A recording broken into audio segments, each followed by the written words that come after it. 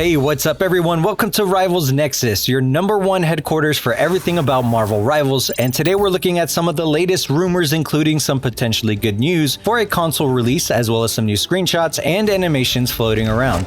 There was also a map reveal last week that we'll look at and talk about an interesting omission of the version that was published on the Marvel Rivals YouTube channel and compare that to the early drop on Twitter.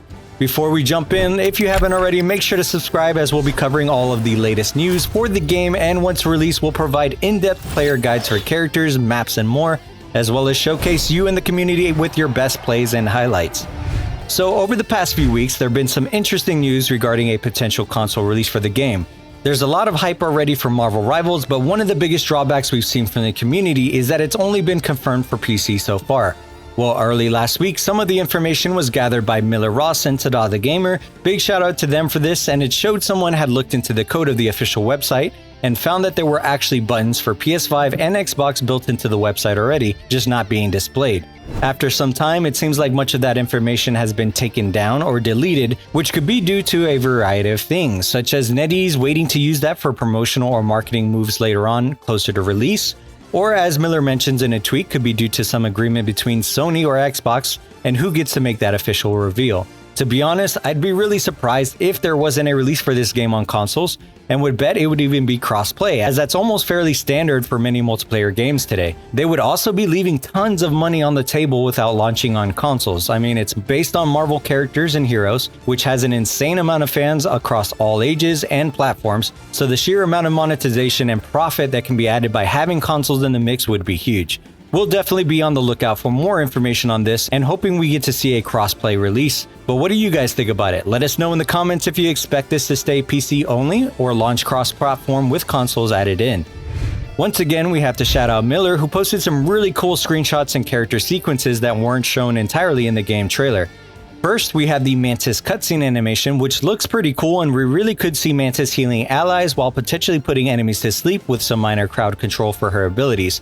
There's also the Black Panther and Rocket sequences, and Miller referenced these being the animations you see when selecting a hero at the menu to view more information about them in-game. There's also a cool new image featuring Spider-Man and Iron Man high above what looks a lot like a Tokyo 2099 map and has a really cool atmosphere with the night sky, building themes, and lighting. The art style for the game is just awesome, and we're big fans of what we've seen so far, and we really can't wait to see how it all meshes together while in the actual game.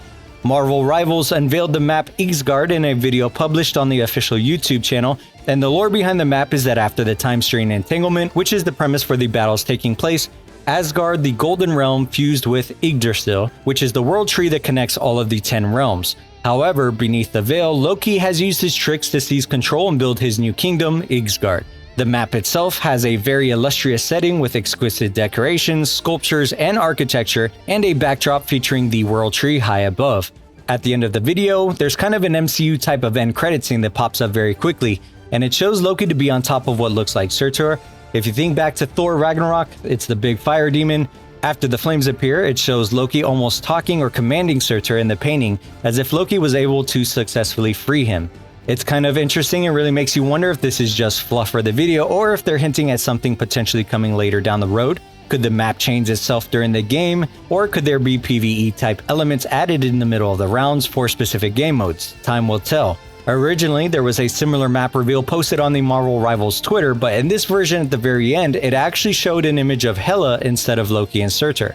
What do you think about this change, and what could it mean for the future? Will Hela and the other villains be playable in the game? Again, we'll probably have to wait a bit to get clear information on this, but it's a very cool possibility.